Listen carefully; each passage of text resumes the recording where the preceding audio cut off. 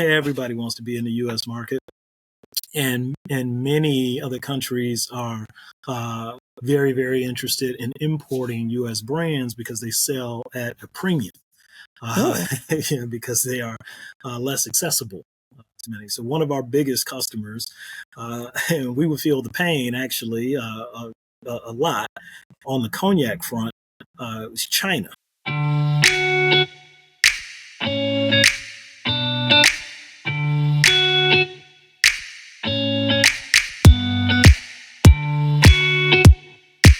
how much does America influence the spirit industry? It's the biggest influence. Everybody wants to be in the U.S. market. Everybody wants to be in the U.S. market, and many other countries are very, very interested in importing U.S. brands because they sell at a premium, Oh, because they are less accessible to many. So one of our biggest customers, and we would feel the pain actually a lot on the cognac front, is China.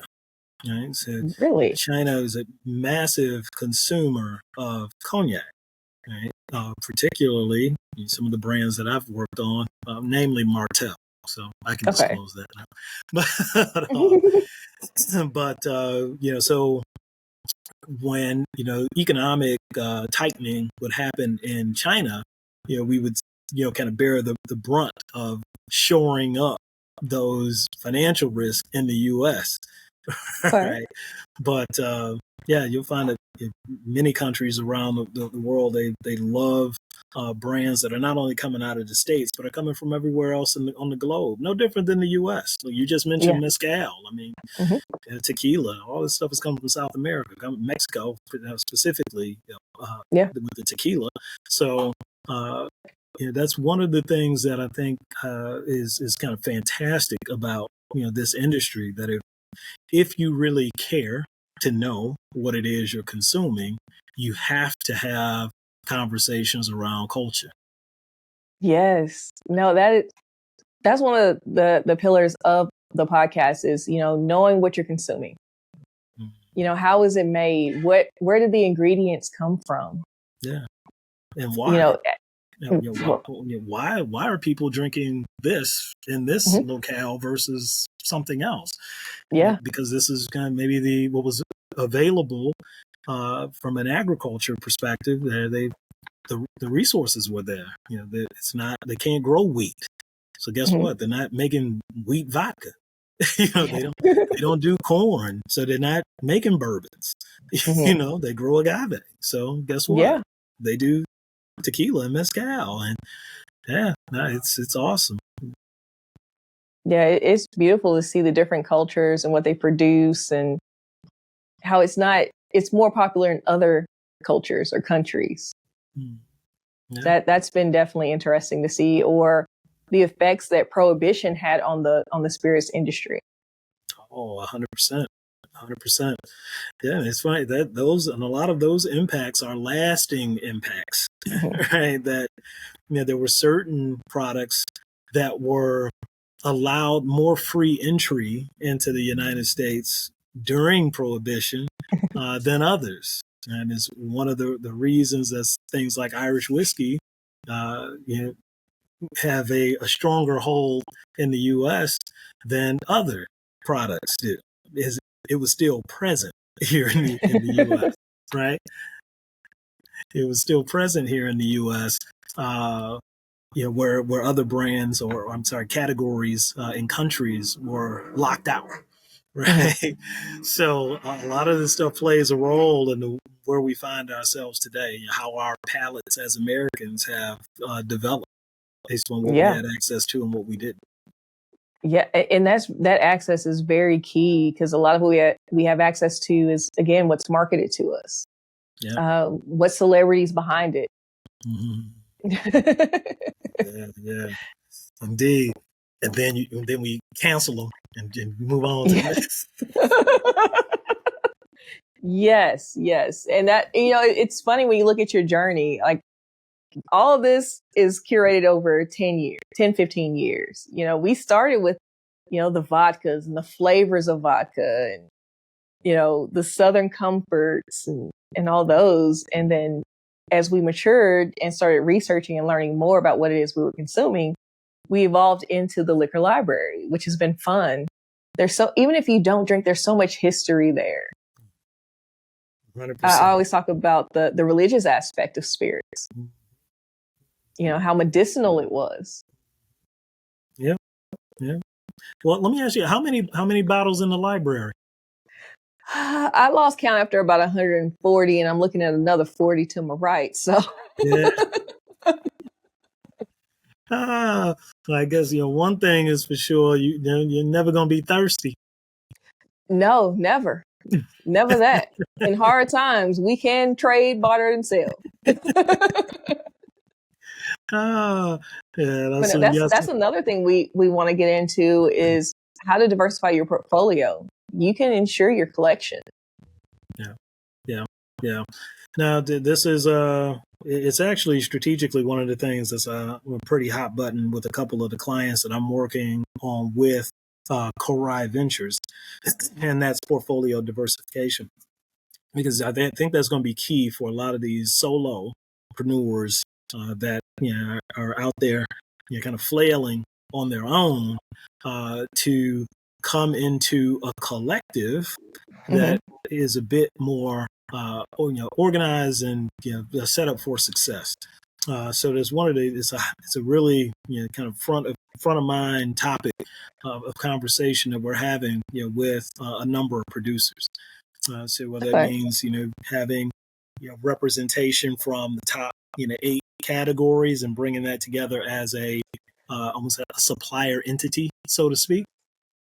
Where you can still take advantage of your own brand's P&L within this collective, but approach the business with a bit more kind of a robust story. It changes everything. It changes the conversations that you will have with retailers. It changes the conversations that you have with distributors. It changes your cost. When you begin to use the economies of scale and share in some of the cost that you're bearing by yourself with the collective, right? So, a very, very active conversation right now. And hopefully, it becomes more than just a conversation. Yeah, I'd love to see how to get into that collective. What does that look like? What's the buy-in? Yeah, we're working on it. We're working on it. Yeah, it's coming together. Last conference call was just last night. Okay. Yeah. So we're working on it. We'll be sure to make sure that those that are interested are aware of the opportunity for sure. Yeah, that's the thing. It's like there's so many ways to get into the industry and figure out which one is right for you. There are times where I wonder, I've had the dream of starting a brand since 2011. Is that still a dream with how overcrowded the market is? Or is it investing in smaller brands who are out here raising capital? What's the best way to not only, make money, but create a market in the industry to have that generational wealth that comes from it. Yeah. So then again, I would say, let's start with your objective. What is the primary objective? We talk a lot about this with founders, right? And it seems like a simple, question and a simple, typical response. I want to become wealthy, right? I want to make money, right? Yeah. But that can be nuanced too, right? That particular goal may be something that is years down the line, right? Before you get to that point. And how do you get there? If we just want to make money, just be an investor. Right. Why are you out here trying to build a brand and running around selling door to door to accounts? You can just invest in somebody else's if all you want to do is make money. If you want to build a brand, that's a different objective, very different objective, right?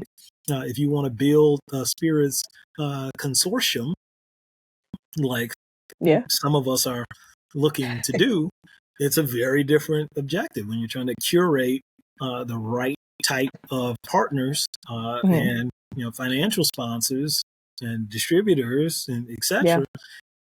It's different. So we just got about what lane do you want to get in, and it is possible to be in multiple lanes, and you don't have to be in one lane all the time. You may start off as one thing and then you end up something else. Ask Fawn Weaver. I like that. Well, this has definitely been fun. We're gonna have to talk more. This has been great. We appreciate you being here, Tyree. This murmur rum has been delicious. I will say it is. That coconut is to make it different. I like it. Yes, yeah. They're on to something. We just got to get it out in the market. You talk about what makes you stand out on the shelf. See that pink? Oh, that package. Oh yeah, that feels like Miami. Yeah, it just feels like Miami. I told like I was in some conversation about this brand. we launched a product a couple of years ago. It's more than a couple of years ago, but it was Absolute Miami, and has a lot of the same color prompts there, and it was a big hit in Florida. I think we were somewhere around 30,000 cases in Florida alone, right? And as soon as I saw this Murmur bottle, it reminded me of Absolute Miami. Yeah, no, it's very delicious, very mouth-watering. Like you just want more, and that's what I love about it. And we actually can get this in Oklahoma. Sometimes it's hard to get great things, especially craft spirits around here. But this is one that we have. Love the price point on it. I think we spent $25 on it. And that's not bad at all. No, it'll get you there, and it's quality. I mean, we're halfway through the bottle now, but because you can just sip on it.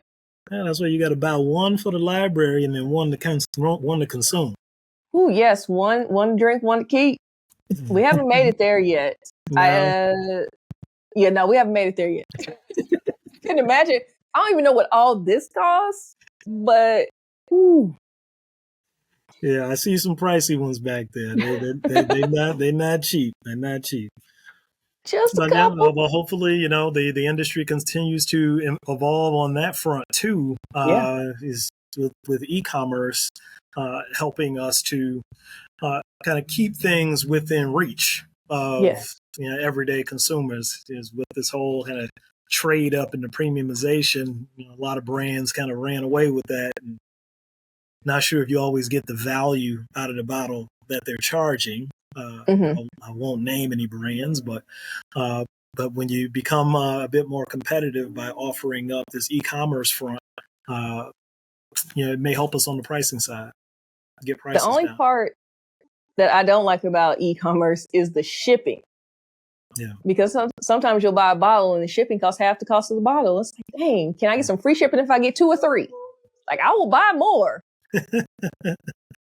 So you're gonna have to start buying a case. I just might, and then just have some friends at the library and just have a good time. There you go. Have some people go in with you. That's what we talk about, especially if it's an expensive bottle. So get some people, 2-3 friends. Everybody get 3 bottles, and we get a case, and we good. That'll work. We'll definitely have to get into that. Of course, our friends are getting there. We've been a little mature in our palates for a while, but I can see our friends getting there. They're always like, okay, what can I bring? And we like, we got it. We good. Indeed. But no, it's definitely been my pleasure. Yes, thanks. One of the things we always close out with is, as always, like, subscribe, and share. But drink to remember, not to forget. Cheers.